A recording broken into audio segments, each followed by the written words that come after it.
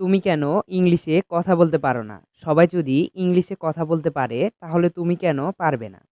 কারণ হলো তোমার ভিতরে এই কনফিডেন্সটা নেই যে চাইলে তুমিও ইংলিশে কথা বলতে পারবে। আজকের ভিডিওতে আমি ৮ টা কৌশল শেয়ার করব, যেগুলো অবলম্বন করলে তুমিও ইংলিশে কথা বলতে পারবে।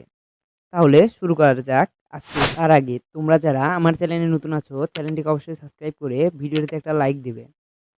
নাম্বার 1, ট্রাই টু নো মানে তোমাকে জানার চেষ্টা করতে হবে।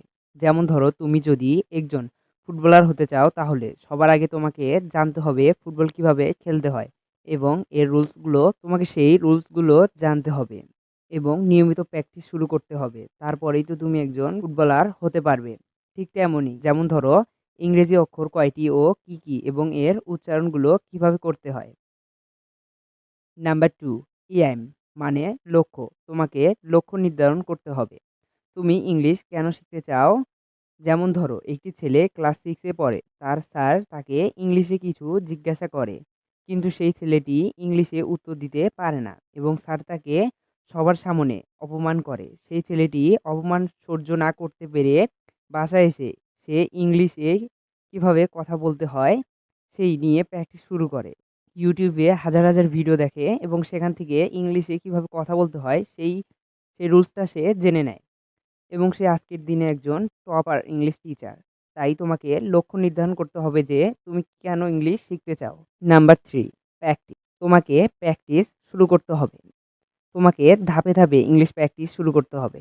যেমন প্রথমে তুমি তো শিখেছো ইংরেজির কয়টা অক্ষর ও কি কি এবং এর উচ্চারণগুলো কিভাবে করতে হয়। এখন তুমি এখন তুমি শিখবে ভোকাবুলারি। আমার চ্যানেলে আমি প্রতিদিন ৫টি করে গুরুত্বপূর্ণ ভোকাবুলারি পোস্ট করি। তুমি চাইলে সেগুলো শিখতে পারো। অনেকেই বলে ভোকাবুলারি শিখলে নাকি ইংলিশে কথা বলা যায় না। আসলে এটা ভুল ধারণা। কারণ যদি তুমি কোনো কিছুর ইংলিশ না বলতে পারো, তাহলে তুমি সেটাকে নিয়ে ইংলিশে কিভাবে কথা বলবে? তাই ভোকাবুলারি খুবই গুরুত্বপূর্ণ। নাম্বার 4, সেন্টেন্স মেকিং মানে বাক্য তৈরি করা। তুমি যে সকল ভোকাবুলারি শিখেছো সেইগুলো প্রতিনিয়ত আমরা ব্যবহার করে থাকি। তাই সেগুলো দিয়ে প্রতিদিন তুমি সেন্টেন্স মেকিং করতে পারো। এতে তুমি বুঝতে পারবে ইংলিশে কিভাবে বাক্য তৈরি করতে হয়। Number 5, listening. তোমাকে বেশি বেশি ইংলিশ পডকাস্ট শুনতে হবে। অনেকে ইংলিশ মুভি বা কার্টুন দেখতে বলবে। কিন্তু সেটা থেকে তুমি যদি কোনো উপকার না পাও, তাহলে তুমি ইংলিশ পডকাস্ট শুনতে পারো। কারণ এতে তুমি ইংলিশে কিভাবে কথা বলতে হয় এবং কিভাবে সবকিছুর ইংরেজি বলতে হয় সেই সকল শিখতে পারবে। সেগুলোর লিঙ্ক আমার ডেসক্রিপশন বক্সে দেওয়া থাকবে।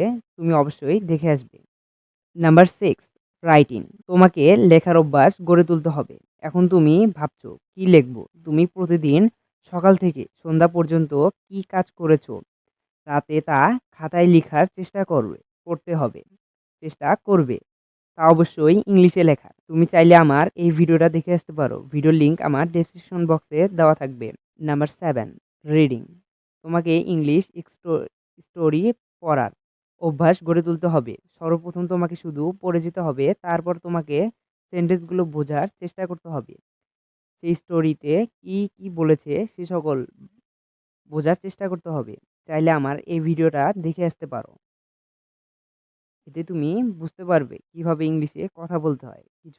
তোমার ইংলিশে বলা কিছুটা ইমপ্রুভ হবে। Number 8, speaking. তোমাকে কিছু কিছু কথা ইংলিশে বলার চেষ্টা করতে হবে। তুমি প্রতিদিন সেন্টেন্স মেকিং, তারপর রিডিং এবং ইংলিশ পডকাস্ট শুনে যে সকল সেন্টেন্স তুমি প্রতিদিন বলো, সেই সকল সেন্টেন্সগুলো তুমি ইংলিশে লেখার চেষ্টা করবে বা বলার চেষ্টা করবে।